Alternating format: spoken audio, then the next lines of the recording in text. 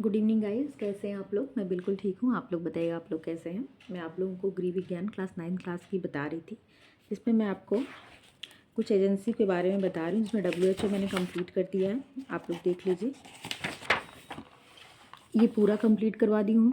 इसमें भी मैं अगर इस बुक का कंप्लीट करवाना था तो मैं कंप्लीट कब का करवा दी होती, कंप्लीट हो गया था पूरा वो। लेकिन मैं क्या है कि आपको जो एजेंसियाँ हैं वो थोड़ा मतलब पूरा एक्सप्लेन कर दे रही हूँ दूसरी बुकों से, जिससे क्या होगा, आपको पूरा उसके बारे में ज्ञान हो जाए, दोबारा पढ़ने की कहीं और ज़रूरत ना हो। ठीक है, इसलिए मैं स्थानीय स्वास्थ्य संस्थाएं, प्रशासन एवं सेवाओं में WHO पढ़ा दी हूँ।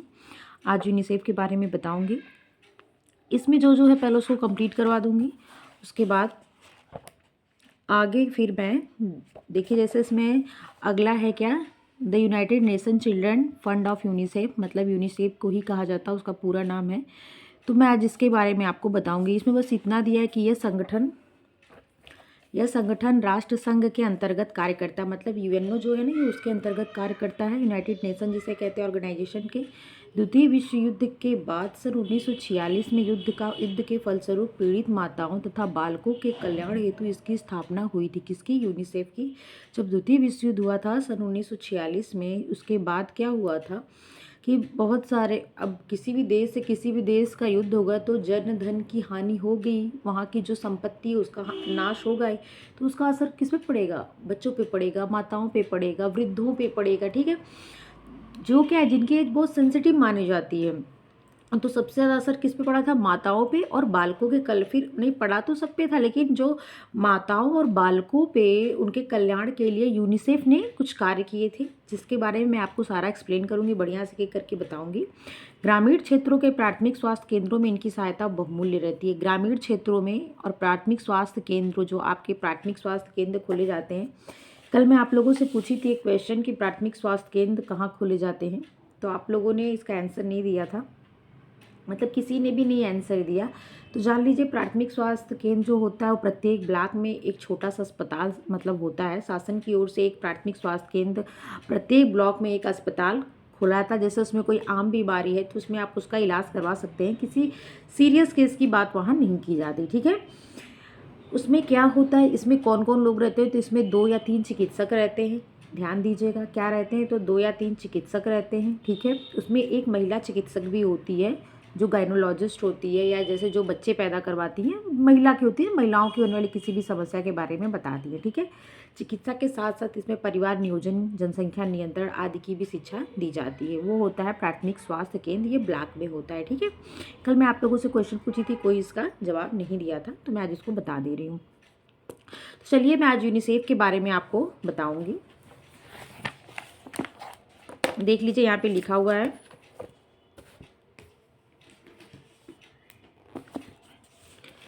यहाँ से देखिए, स्टार्ट है।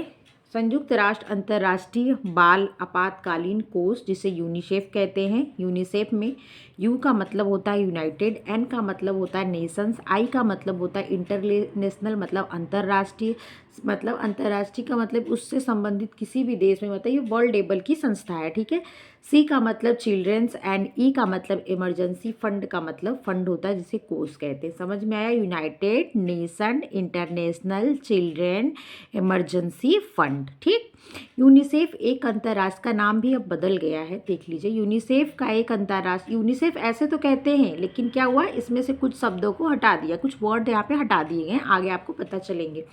यूनिसेफ एक अंतर्राष्ट्रीय संगठन है। कैसा संगठन है? अंतर्राष्ट्रीय, इंटरनेशनल, ये जो है एक ऑर्गेनाइजेशन है। यह संयुक्त राष्ट्र संघ यूएनओ की एक विशिष्ट शाखा है। यूएनओ की स्थापना कब हुई थी? 1945 में। क्या है? उसका एक ब्रांच है। ठीक है, स्पेशल क्या होता है? ब्रांच है, उसकी एक विशिष्ट शाखा है। इस संगठन की स्थापना द्वितीय विश्व युद्ध के बाद 11 दिसंबर 1946 1946 में हुई थी। और द्वितीय विश्व युद्ध कब हुआ था? तो द्वितीय विश्व युद्ध कब हुआ था? 1946 के, मतलब द्वितीय विश्व युद्ध के बाद क्या हुआ था? द्वितीय विश्व युद्ध के बाद क्या हुआ था? कोई बुक नीचे की कहाँ थी? ये जो संगठन है, इसको मतलब स्टार्ट किया गया था बच्चों और महिलाओं की स्थितियों को ध्यान में रखते हुए। द्वितीय विश्व युद्ध की विभीषिका को देखते हुए बालकों की आपात आवश्यकताओं की पूर्ति के लिए सर्वसम्मति से एक कोष फंड का अधिदेश स्वीकृत किया गया, जिसे यूनिसेफ नाम दिया गया, united nation international children's emergency fund. ठीक है, united nations international children emergency fund, united nation international children's emergency fund. स्थापना कब हुई? 11 दिसंबर 1946 में। कैसी संगठन है ये, कैसा ऑर्गेनाइजेशन है? तो आप बोलेंगे मैम इंटरनेशनल लेवल का ये संगठन है। किसकी विशिष्ट शाखा है? यूएनओ की क्या है? विशिष्ट शाखा है। कभी किस चीज़ को ध्यान में रखकर ये बनाई गई? द्वितीय विश्व युद्ध के बाद जो बहुत सारे अन्न धन जन की हानि हुई उसको ध्यान में रखते हुए, माताओं और बच्चों को ध्यान में रखते हुए ये बनाई गई थी। ठीक है, इतनी चीज़ें क्लियर हो गई हैं आपको। चलिए अब आगे देखते हैं। यूनिसेफ प्रारंभ में चीन, यूरोप आदि देशों में युद्ध की विभीषिका से ग्रसित बालकों को वस्त्र, भोजन, औषधियां व अन्य उपयोगी सामान वितरित करने का कार्य करती थी। यूनिसेफ जब प्रारंभ स्टार्ट हुई थी 11 दिसंबर 1946 में, तो उस टाइम वो किसके लिए कार्य करती थी? चाइना के लिए। यूरोप आदि देशों में जो युद्ध हुआ था, जो उससे नुकसान हुआ था, तो वहाँ के बच्चों के लिए वस्त्र, भोजन और मेडिसिन तथा अन्य उपयोगी सामान वितरित करती थी, बालकों के लिए। देख रहे हैं, इस संगठन द्वारा किया गया वह कार्य अत्यंत ही सराहनीय, प्रशंसनीय एवं प्रभावी रहा। मतलब उसका क्या हुआ? बहुत सराहना हुई, बहुत अच्छा रहा। उसका वहाँ के लोगों को क्या हुआ? इफेक्ट अच्छा पड़ा। ठीक है, प्रभावित रहा। इस संगठन की कार्य कुशलता एवं उपयोगिता को देखते हुए दिसंबर 1950 में, कब? दिसंबर 1950 में, मतलब 1946 में बना, फिर उसके 4 साल बाद 50 में यूनिसेफ अधिदेश यूनिसेफ मैंडेट में आवश्यक परिवर्तन किया गया। फिर उसमें क्या हुआ? उसके मैंडेट में परिवर्तन किया गया। कब? तो 1950 में, जिसका मुख्य उद्देश्य था उन अविकसित एवं विकासशील देशों में, जैसे कुछ देश क्या है अभी अविकसित है, हमारा देश क्या है विकासशील की श्रेणी में। विकसित देश क्या है? जिसमें क्या है हर सारी सुविधाएं क्या है से लैस है, वो जैसे अमेरिका हो गया, इंग्लैंड, मतलब ये सब क्या है? ये सब विकासशील विकसित देश हैं। ठीक है, तो देखिए क्या किस से अमेंडमेंट में क्या परिवर्तन हुआ जिनका अमेंडमेंट बना। तो उन अविकसित एवं विकासशील देशों में जहां अनगिनत बालक आवश्यक आवश्यकता के अभाव में असमय ही दम तोड़ देते हैं, उनके हित के लिए, थोड़ा इसको अंडरलाइन को क्लियर मत करिएगा, शायद इसलिए मैं बोल दे रही हूँ, आपको चीज़ें क्लियर हो जा रही होंगी। उनके हित के लिए कार्य करना। सन 1953 में, कब? 1953 में यूनिसेफ को संयुक्त राष्ट्र संगठन यूएनओ का एक स्थायी अंग बन गया। कब? 1953 में। इसके लिए इसका जो मैंडेट हुआ इसमें 1950 में कुछ जो बदलाव हुआ, तो क्या हुआ? फिर इसका बदलाव में ये हुआ कि उन अविकसित और विकासशील देशों में जहाँ क्या होता, बच्चे कमी की वजह से उनका क्या होता है असमय, उनकी आवश्यकताओं की पूर्ति नहीं होती, उससे उनकी असमय मृत्यु हो जाती, तो उनके लिए भोजन, उनके लिए कपड़ा, उनके लिए दवाइयों का क्या है यूनिसेफ जो है मतलब उनको ध्यान दी। ठीक है, फिर सन 1953 में क्या हुआ? यूनिसेफ संयुक्त राष्ट्र संगठन अभी तक क्या एक विशिष्ट प्रमुख शाखा थी, ये विशिष्ट शाखा थी ना, मतलब मेन जो कह सकते हैं उसकी ब्रांच थी यूएनओ की, लेकिन 1953 में क्या हो गया? ये इसका एक अस्थाई अंग बन गया। कब? 1953 में। ठीक, अंतर्राष्ट्रीय, इंटरनेशनल एवं आपातकालीन इमरजेंसी शब्दों को हटा दिया गया। मैं आपको बोली थी ना, इसमें 2 शब्दों को हटा दिया गया, एक इमरजेंसी, दूसरा कौन सा? एक अंतर्राष्ट्रीय। ये एक आई हटा दिया गया, एक ई हटा दिया गया। ठीक है, आई को इंटरनेशनल, ई से इमरजेंसी, ये दोनों शब्द हटा दिए गए, बस UNCF बचा। क्या बचा? UNCF बचा, आई और ई हट गया। ठीक है, देखिए आगे लिखा हुआ ये चीज़, इसमें से इंटरनेशनल एवं इमरजेंसी शब्दों को हटा दिया गया, परंतु यूनिसेफ संक्षिप्त नाम की लोकप्रियता, क्योंकि यूनिसेफ में आई और ई से एक शब्द बन जाता है यूनिसेफ, अगर इसमें से आई हटा दिया और ई, तो इसे क्या पढ़ा जाएगा? कोई पढ़ने का कोई शब्द ही नहीं है। इसकी शब्द की लोकप्रियता मतलब यूनिसेफ इजली आप बोल ले रहे ना, तो इसी शब्द की लोकप्रियता के लिए इसका जो ये बोलने का जो इंग्लिश शॉर्ट फॉर्म है इसको वही रहने दिया यूनिसेफ, लेकिन इसमें से आई और ई को हटा दिया गया। ठीक है, परंतु यूनिसेफ संक्षिप्त नाम लोकप्रिय था इसलिए उसको रखा गया। यह संगठन 1950 से ही विश्व के विकासशील देशों के बालकों, किसके? बालकों के उन्नति के लिए निरंतर प्रयत्न कर रहा है। कब से? 1950 से। 1953 में क्या हो गया? ये यूएनओ का एक स्थायी अंग बन गया और इसमें से इंटरनेशनल एंड इमरजेंसी शब्द को हटा दिया गया। लेकिन यूनिसेफ जो शॉर्ट फॉर्म है उसकी लोकप्रियता थी, वो लोगों को सही लगता था, तो उस शब्द में से इसको नहीं हटाया गया।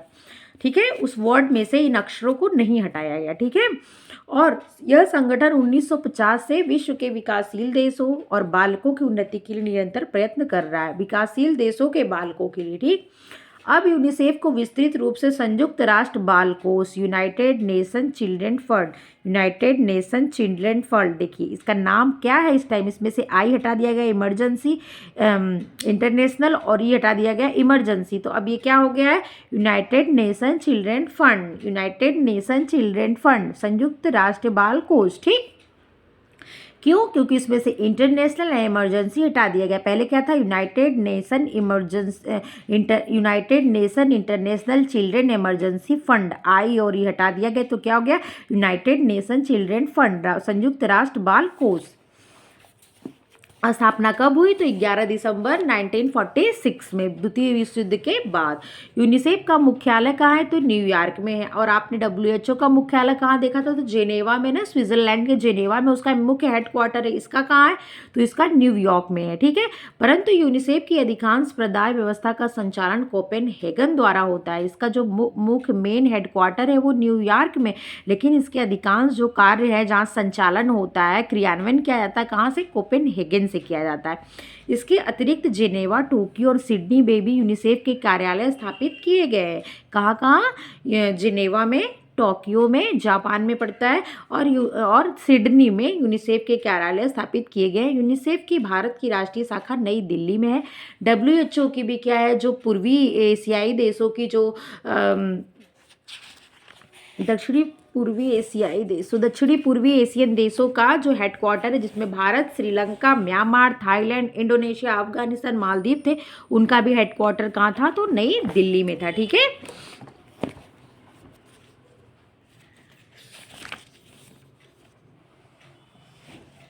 अब देखिए आगे यूनिसेफ का उद्देश्य क्या है, इसके ऑब्जेक्टिव्स क्या थे यूनिसेफ का। देखिए जैसे आपने उसमें क्या देखा था?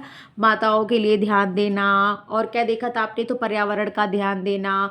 फिर उसमें था कि मतलब बहुत सारी पत्रिकाएं छपाई गई आपके हेल्थ को, मतलब पूरे उसका बस मेन उद्देश्य था डब्ल्यूएचओ का लोगों का स्वास्थ्य ठीक रहे, उसके लिए वो कार्यरत है। ठीक है, इसका क्या है उद्देश्य यूनिसेफ का?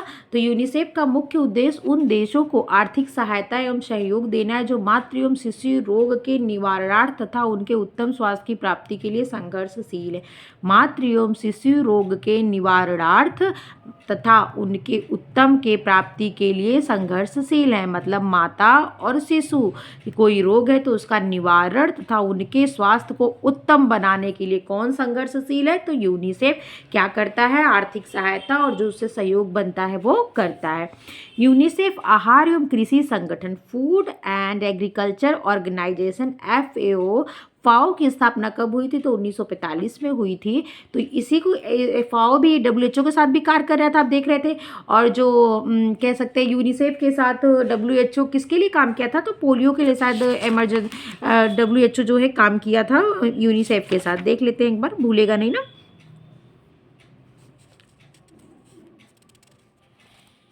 कोई चीज़ देख लेने से क्या होता है ना, दोबारा वो याद हो जाती, कंफ्यूजन नहीं बसता नहीं। यहाँ पे देखिए जो ये ATH चलाया गया था, appropriate technology of health, ATH, उसके लिए क्या हुआ था? यूनिसेफ के साथ मिलकर परामर्श करके एकजुट होकर क्या किया था? डब्ल्यूएचओ ने एक संगठन बनाया था और कार्य किया था। ठीक है, जो कह सकते हैं आप ATH जो था, अप्रोप्रिएट टेक्नोलॉजी ऑफ हेल्थ। ठीक है, कोई और भी चीज़ थी जिसमें यूनिसेफ के साथ मिलकर काम किया था, हम देखे थे यहाँ पे। हाँ, पोलियो, ऐसा ही बोले थे हम। पोलियो के उन्मूलन के लिए डब्ल्यूएचओ यूनिसेफ के साथ मिलकर कार्य किया था। तो चलिए आगे देखते हैं यूनिसेफ के उद्देश्य। तो आपने जान लिया यहाँ से। फिर यूनिसेफ आहार एवं कृषि संगठन, आहार, food and agriculture organisation, FAO, food and agriculture organisation, जिसकी स्थापना 1945 में हुई थी।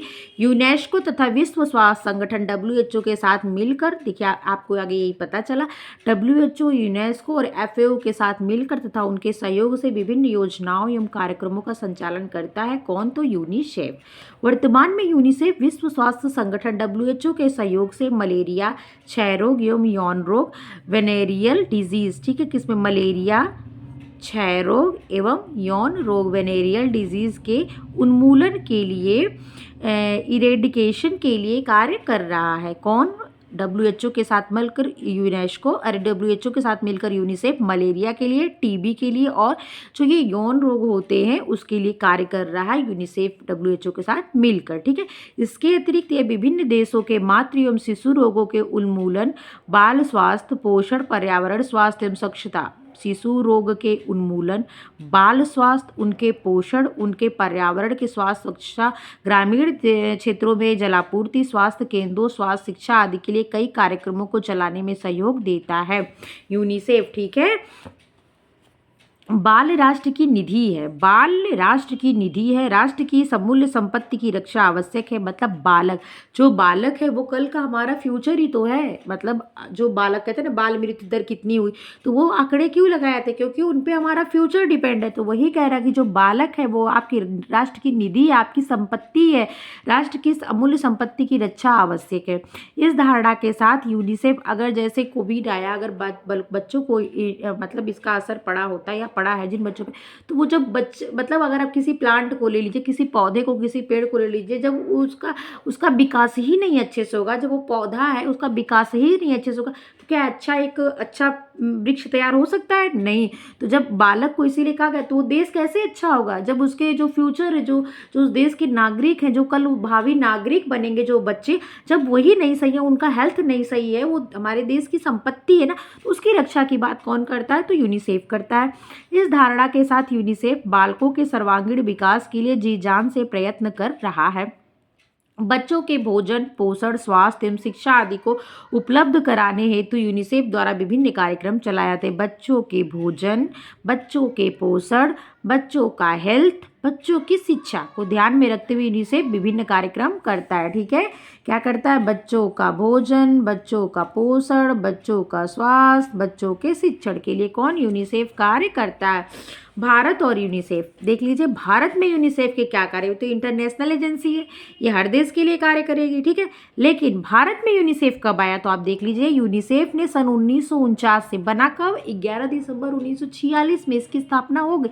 लेकिन भारत में ये कब इसका कार्यभार संभाला या कार्य किया, इसकी स्थापना कब हुई? तो 1949 में हुई। कब? 1949 से ही भारत में अपना कार्य करना आरंभ कर दिया था। भारत प्रतिवर्ष 60 लाख रुपए की राशि यूनिसेफ को सहायता स्वरूप प्रदान करता है तथा 5 मिलियन डॉलर की राशि प्रतिवर्ष यूनिसेफ से 60 लाख देता और 5 मिलियन राशि हर वर्ष ले लेता है, ठीक है।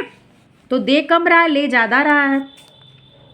भारत में अब तक यूनिसेफ के द्वारा 111 प्रयोगशालाओं के लिए आवश्यक उपकरण, 163 अस्पताल, 2500 प्राथमिक स्वास्थ्य केंद्रों तथा 7000 उपकेंद्रों हेतु आवश्यक उपकरण एवं अन्य पदार्थ प्रदान किया गया है, ठीक है।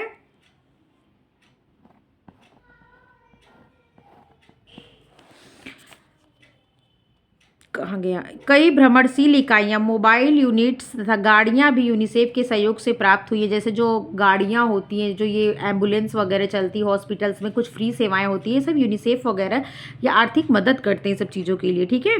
भारत सरकार को यूनिसेफ द्वारा भारत में कई केंद्र एवं फैक्ट्रियों की स्थापना की गई है, जिनमें से कुछ प्रमुख है। ये यूनिसेफ भारत में ये सब कंपनियाँ, जो ये सब फैक्ट्रियाँ स्थापित की, यूनिसेफ की मदद से भारत में की गई। जैसे दुग्ध केंद्र बम्बई, जिसे हम मुंबई कहते हैं। नंबर 2, मातृ शिशु स्वास्थ्य एवं नर्सिंग केंद्र कलकत्ता, कोलकाता। नंबर 3 है बाल रोग चिकित्सा केंद्र मद्रास, ठीक है। अगला है DDT फैक्ट्री दिल्ली में है। पेंसिलिन फैक्ट्री पिपरी पूना के पास है, पुणे कहते हैं, ठीक है। दुग्ध केंद्र कहाँ है? मुंबई में। मातृ शिशु स्वास्थ्य एवं नर्सिंग केंद्र कहाँ है? तो कोलकाता में। बाल रोग चिकित्सा केंद्र कहाँ है? तो मद्रास में। DDT फैक्ट्री कहाँ है? दिल्ली, दिल्ली में। पेंसिलिन फैक्ट्री पिंपरी कहाँ है? तो पुणे के पास। इतना ही नहीं, यूनिसेफ के द्वारा यूनिसेफ के द्वारा गरीब बच्चों में दूध पाउडर रूप में का मुफ्त वितरण भी किया जाता है। उच्च प्रोटीन युक्त मूंगफली सहित पोषक आहार के उत्पादन में भी यह संगठन सहायता का, जो माल्ट आहार नहीं दिए जाते उसकी बात हो रही, जो प्रोटीन युक्त आहार कुपोषण के लिए जो बच्चों को दिए जाते हैं, जो पाउडर एग का पाउडर प्रोटीन के लिए, फिश के पाउडर बनाए जाते हैं कुपोषित बच्चों को दिए जाते हैं, तो वही दूध का पाउडर, ठीक है, तो ये दिए जाते हैं। महिला स्वास्थ्य विजिटर, लेडीज हेल्थ विजिटर, महिला स्वास्थ्य visitor, ladies health visitor, midwife तथा नर्स आदि के लिए प्राथमिक परिचर्या बॉक्स, आपने 9th क्लास की बुक में फर्स्ट एड बॉक्स पढ़ा था ना, वो कौन उपलब्ध करवाता है? वो यूनिसेफ उपलब्ध करवाता है। किसको? लेडीज हेल्थ विजिटर को एंड मिडवाइफ और नर्सों को। पोषण संबंधी ज्ञान के प्रचार प्रसार में तथा मातृ एवं शिशु के स्वास्थ्य सुधार के लिए यूनिसेफ जी जान से प्रयत्न कर रहा है। पोषण संबंधी, किसके लिए? पोषण संबंधी ज्ञान के प्रचार प्रसार में तथा मातृ एवं शिशु के स्वास्थ्य सुधार के लिए यूनिसेफ जी जान से प्रयत्न कर रहा है। भारत में यूनिसेफ ने 1959 में विश्व स्वास्थ्य संगठन, कब? 1959 में विश्व स्वास्थ्य संगठन WHO तथा आहार एवं कृषि संगठन FAO 1945 में जिसकी स्थापना हो गई थी कि, और इसकी कब हुई थी? 1948 में हुई थी, ठीक है, कि सहायता एवं सहयोग से विस्तृत पोषण कार्यक्रम एक्सपेंडेड न्यूट्रिशन प्रोग्राम चलाया। इस कार्यक्रम का संचालन महिला मंडल से किया गया। 1963 में इसी कार्यक्रम में गर्भवती एवं धात्री महिलाओं के लिए भी पोषण सेवाएं तैयार की गई तथा इसका नाम व्यावसायिक अप्लाइड पोषण कार्यक्रम, अप्लाइड न्यूट्रिशन प्रोग्राम ANP रखा गया। ठीक है, ध्यान दीजिएगा इस चीज को। 1980 से 90 में यूनिसेफ ने भारत सरकार के सहयोग से सुदूर गांवों में निवास करने वाली जनता तक अपनी सेवाएं पहुंचाने का लक्ष्य निर्धारित किया। कहाँ? 80 से 90 के दशक में यूनिसेफ ने भारत के जो दूर दराज के गांव हैं, जो सुविधाओं से वंचित रह जाते हैं, वहां तक सुविधाओं पहुंचाने के लिए क्या किया? सेवाएं पहुंचाने का अपना लक्ष्य बनाया। क्योंकि हर साल, हर 10 साल पे, 5 साल में लक्ष्य निर्धारित किया था। उसी पहले पंचवर्षीय योजनाएं चलती थी, तो कोई एक जैसे जल शुद्ध करना है, इनकी आर्थिक स्थिति सुधारना, शिक्षा देना, महिलाओं की स्थिति सुधारना, तो 5 साल में कोई एक लक्ष्य बनाया था, फिर उसको पूरा किया जाता था। पहले जो पंचवर्षीय योजनाएं 1951 से चली थी, ठीक है। इस लक्ष्य की पूर्ति के लिए यह संगठन निरंतर प्रयत्नशील है। यूनिसेफ में शिशु के स्वास्थ्य स्तर एवं जीवन की गुणात्मकता को उन्नत रूप से सुधारने के लिए प्रयत्न करता है। यूनिसेफ में शिशु के स्वास्थ्य स्तर एवं जीवन की गुणवत्ता को सुधारने के लिए प्रयत्न करता है। शिशु मृत्यु दर 110/1000 से 87/1000 तक घटाने तथा, ये क्वेश्चन आया था ना, कितने पे गणना किया थी? तो 1000 पे। तो देखिए, शिशु मृत्यु दर की गणना कितने पे की जाती है? 1000 पे। घटाने सन 2000 AD तक इसे 60/1000, मतलब 1000 पे 110 लोगों की मृत्यु हो रही थी, ठीक है, तो उसे घटा के 60 करना था, मतलब 1000 पे 60 बच्चों की मृत्यु हो जाए। मतलब कब तक? 2000 तक के नीचे ले जाने का लक्ष्य निर्धारित किया, कि मतलब इससे भी नीचे मृत्यु दर कम करने की कोशिश किया। यूनिसेफ के कार्य, फंक्शन ऑफ यूनिसेफ, बच्चे ही देश के भावी कर्णधार है। देश का उज्जवल भविष्य व उन्नति इन्हीं बालकों के उत्तम स्वास्थ्य पर निर्भर करता है। इसीलिए यूनिसेफ भारत सरकार के साथ मिलकर बालकों के स्वास्थ्य की स्थिति को सुधारने के लिए भरसक प्रयत्न कर रही है। ठीक है, किसके लिए? बालकों के स्वास्थ्य को सुधारने के लिए कौन मदद कर रहा है? तो यूनिसेफ मदद कर रही है। क्यों? क्योंकि यही हमारे भविष्य की निधि है, हमारी संपत्ति है, हमारा फ्यूचर है। यूनिसेफ के कार्य देख लीजिए। Function of UNICEF, United nation, ये हट गया है, चिल्ड्रेन फंड, और अगर ऐसे देखेंगे तो United nation international children emergency fund. तो इन्होंने क्या काम करते? शिशु के पोषण, चाइल्ड न्यूट्रिशन इनका कार्य, शिशु का स्वास्थ्य, चाइल्ड हेल्थ इनका कार्य है। फिर है बाल विकास एवं जीवितता, चाइल्ड डेवलपमेंट एंड सर्वाइवल, मतलब कितनी मृत्यु दर है, क्या ये सर्वाइव, कितने % में ये 1000 पे कितने बच्चे मृत्यु प्राप्त कर रहे, कितने बच्चे सर्वाइव कर पा रहे। अगला है प्राथमिक स्वास्थ्य संरक्षण, प्राइमरी हेल्थ केयर। अगला जल और स्वच्छता, वाटर एंड सैनिटेशन, ये इनके कार्यक्रम थे। ठीक है, शिक्षा, एजुकेशन, सार्वभौमिकता, प्रतिरक्षण, जो इम्यूनाइजेशन, जो टीकाकरण हुआ, ये यूनिसेफ की ही देन है। यूनिवर्सल इम्यूनाइजेशन कहते हैं। परिवार और शिशु कल्याण, फैमिली एंड चाइल्ड वेलफेयर। आपातकालीन सहायता एवं पुनर्वास व्यवस्था, emergency aid and rehabilitation population. ठीक है, इतना कार्य कौन करता है? तो यूनिसेफ करता है। अब एक एक करके आपको हर चीज़ें मैं कल सोच रही हूँ बताऊंगी। कल के बाद ये ख़त्म हो जाएगा आपका यूनिसेफ। ठीक है, क्या बता देती हूँ, 10 मिनट और बढ़ जाता है, 24 मिनट ये भी हुआ है। तो देख लीजिए, नंबर 1 शिशु पोषण। यूनिसेफ ने शिशु पोषण चाइल्ड न्यूट्रिशन के लिए क्या किया?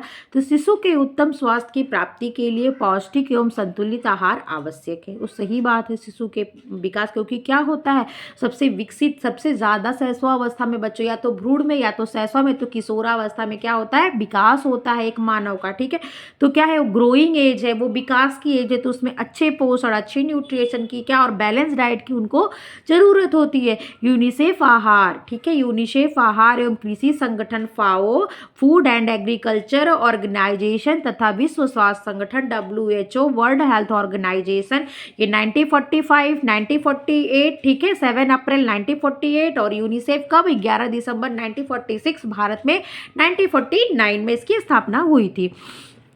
इनके सहयोग से उन क्षेत्रों में जहां अंधता, ब्लाइंडनेस, मतलब जहां अंधता है, किसकी वजह से? पोषण की वजह से, विटामिन ए की कमी की वजह से। अंधता कैसे होती है? तो सबसे पहले रात में दिखना बंद होगा, फिर क्या होगा? ज़ीरोफ्थैल्मिया, बिटॉट स्पॉट होगा, ज़ीरोफ्थैल्मिया, लास्ट में क्या होता है? केरेटोमलेशिया हो जाता है। क्या होता है? कीरेटोमलेशिया, आपकी जो कार्निया वगैरह होती है वो गलने लगती है, उनके सेल्स। ठीक है, तो ब्लाइंडनेस, ज़ीरोफ्थैल्मिया के अधिक रोगी थे। इनमें क्या थी? विटामिन ए की कमी थी। ठीक है, जहां विटामिन ए की खुराक उपलब्ध करवाता है घेंघा ग्वाइटर जिसे कहते हैं, इसमें आयोडीन की कमी हो जाती है। ठीक है, जो थायराइड ग्लैंड होती है उसमें से इसका मतलब निकलता है, जहाँ से वो सिस्टम बिगड़ जाता है। घेंघा ग्वाइटर से प्रभावित क्षेत्रों में नमक में आयोडीन मिलाने का, फोर्टिफाइड किया जाता है नमक को, किससे? आयोडीन से मिलाने का सबसे अच्छा उदाहरण है फोर्टिफिकेशन का, कि नमक में आयोडीन को मिलाना। कार्यक्रम चलाया है तथा सहयोग दिया है। नमक में आयोडीन मिलाने का एक प्रमुख कारण है वह यह कि नमक व्यक्ति के आहार की आधारभूत आवश्यकता है, क्योंकि नमक के बिना तो कोई खाना नहीं बनता। मतलब मीठे पकवान की मैं बात नहीं कर रही हूँ, जैसे दाल हो गया, सब्जी हो गई, जो डेली हम यूज़ करते हैं, उसके लिए नमक ज़रूरी। अगर ये भी नहीं लोग होता तो नमक प्याज भी लोग खा लेते हैं तेल लगा के। ठीक है, तो मतलब एक छोटे से लेके बड़े तक की बात की गई है। तो वही क्या होती है, लोगों की एक आधारभूत आवश्यकता है, तो इसका प्रयोग गरीब अमीर सभी वर्ग के लोग करते हैं। इसी प्रकार व्यवहारिक पोषण कार्यक्रम, जो अप्लाइड न्यूट्रिशन प्रोग्राम ANP चलाने का कार्यक्रम आयोजित किया था। इसी प्रकार, ठीक है, ग्रामीण स्तर के पोषण कार्यकर्ता को प्रशिक्षित करने के लिए अनुदान राशि भी उपलब्ध। 60 लाख भारत देता है, 5 मिलियन लेता है। ठीक है, दूध का पाउडर, गेहूं का आटा, दलिया, चावल, चीनी, पोषण पदार्थ व अन्य खाद्य सामग्री को वितरित कराने में भी अपना अमूल्य योगदान देता है। कौन? यूनिसेफ। नेक्स्ट है शिशु स्वास्थ्य, चाइल्ड हेल्थ। यूनिसेफ ने बच्चों के उत्तम स्वास्थ्य की प्राप्ति एवं रोगों की सुरक्षा हेतु कई वैक्सीन एंड सीरा तैयार करने में सहयोग दिया है। बच्चों को 6 जानलेवा बीमारी, कौन सी? आपने पीछे पढ़ा था ना 6 जानलेवा बीमारी के बारे में, किसमें आपने पढ़ा था? तो आप WHO में पढ़े थे। उन 6 जानलेवा बीमारी के बारे में मैं अभी आपको 6 जानलेवा बीमारी दिखाती हूँ। टिटनस, डिप्थीरिया, कुकुर खांसी, काली खांसी भी कहते हैं, पोलियोमाइलाइटिस होता है, खसरा, मिजल्स, और क्या ये क्या हो गया? क्षय रोग, जिसे BCG का टीका लगाते हैं, TB। कौन कौन? टिटनस, डिप्थीरिया, काली खांसी, पोलियो, खसरा और कौन? क्षय रोग। 6 बीमारियां हो गई, ये जानलेवा बीमारियां हैं 6। ठीक है, तो मैं आपको दिखा दी दोबारा, क्योंकि आपको क्या होगा? याद हो जाएगा। तो ये 6 मतलब मलेरिया, पोलियो, खसरा और क्षय रोग, काली खांसी, एक डिप्थीरिया। इन 6 रोगों से बचने के लिए, 6 जानलेवा बीमारियों से बचने के लिए वैक्सीन, इम्यूनाइजेशन, जिसमें प्रतिरक्षण टीकाकरण का काम किया किसने? सहयोग किसने दिया? तो यूनिसेफ ने दिया। ठीक है, वातावरण स्वच्छता, ग्रामीण क्षेत्रों में शुद्ध जल की पूर्ति के लिए भी इस कार्यक्रम बनाए हैं तथा यूनिसेफ की सहायता से चलाए जा रहे हैं। मातृ एवं शिशु के स्वास्थ्य की उन्नति के लिए प्राथमिक स्वास्थ्य केंद्र PHC कहाँ खोले गए? हर ग्रामीणों के में एक ब्लॉक होता है ना, ब्लॉक स्तर पे, तो वहाँ पे क्या खोले गए? PHC खोली गई। ठीक है, ग्रामीण जनता में स्वास्थ्य के प्रति जागरूकता पैदा करने के लिए विभिन्न उपाय किए जा रहे हैं। उन्हें श्रव्य दृश्य साधनों, फिल्म, पोस्टर, फोल्डर, चार्ट, ये क्या है, ये प्रसार शिक्षा में आपने पढ़ा है ना, एड्स है, विजुअल नॉन विजुअल एड्स है, इनके बारे में बताया जा रहा है। आगे चैप्टर आएंगे तो आप समझ में आपको आएगा, जो लोग नहीं पढ़े होंगे, जो ऑलरेडी पढ़े उन्हें तो सब समझ आ रहा होगा। उन्हें श्रव्य दृश्य साधनों, श्रव्य जैसे चलचित्र हो गया, टीवी टेलीविजन आप देखते हैं ना, नाटक नुक्कड़, ये सब श्रव्य दृश्य साधन में आते हैं। फिल्म हो गया, पोस्टर हो गया, दृश्य साधन के अंतर्गत, फोल्डर हो गया, चार्ट डिस्क, टेप रिकॉर्डर श्रव्य सामग्री के अंतर्गत आता है। आदि के माध्यम से स्वास्थ्य शिक्षा के बारे में अवगत, मतलब उनको ज्ञान दिया जाता है इन सबों के माध्यम से। क्यों, जो अशिक्षित है पोस्टर वगैरह पे जो फिगर होते हैं उसको देख के समझ जाएंगे, ठीक है, जो टीवी देख के समझ जाएंगे। अब बच्चे छोटे कैसे जान जाते हैं कि हमको ये पीना है, इससे हम बड़े हो जाएंगे, ये मैगी, इसे खाया था नूडल, फिगर से, उनकी एक्टिविटी से समझते ना उन बच्चों के। अगला पॉइंट क्या है, बाल विकास एवं जीवितता, चाइल्ड डेवलपमेंट एंड सर्वाइवल, शिशु एवं बाल मृत्यु दर घटाने का भरसक प्रयास यूनिसेफ द्वारा किया जा रहा है। यूनिसेफ का लक्ष्य है कि 2000 AD तक शिशु मृत्यु दर 60/1000 से भी कम हो जानी चाहिए। नेक्स्ट है प्राथमिक स्वास्थ्य संरक्षण, प्राइमरी हेल्थ केयर, प्राथमिक स्वास्थ्य संरक्षण। यूनिसेफ शिशु बालकों के स्वास्थ्य की उन्नति के लिए प्राथमिक स्वास्थ्य संरक्षण पर जोर देता है तथा इससे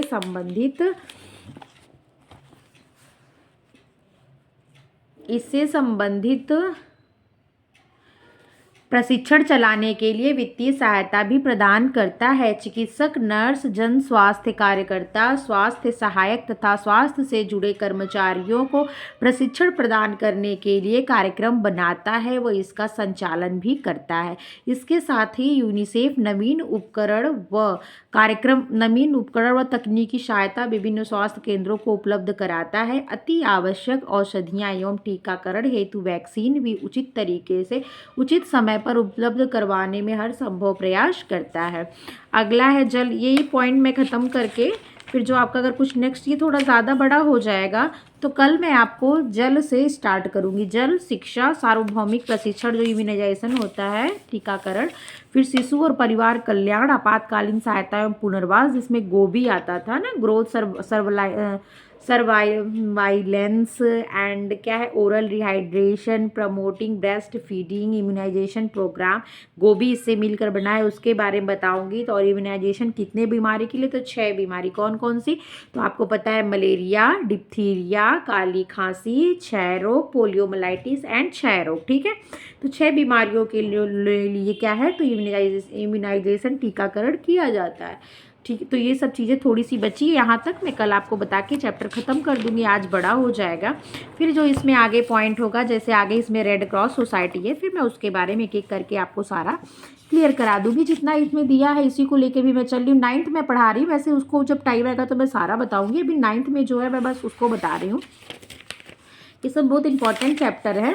तो चलिए आज बस इतना ही। कल मैं आपको फिर नए चैप्टर के साथ आपसे मिलूंगी। अगर आप लोग को मेरी वीडियो अच्छी लगी तो लाइक शेयर सब्सक्राइब कर दिया करिए। देखने के लिए आप लोग का बहुत बहुत धन्यवाद। जो पहली बार देख रहे हो सब्सक्राइब कर ले, लाइक कर दे और शेयर कर दे, और अपना आप लोग ध्यान रखिए। Take care.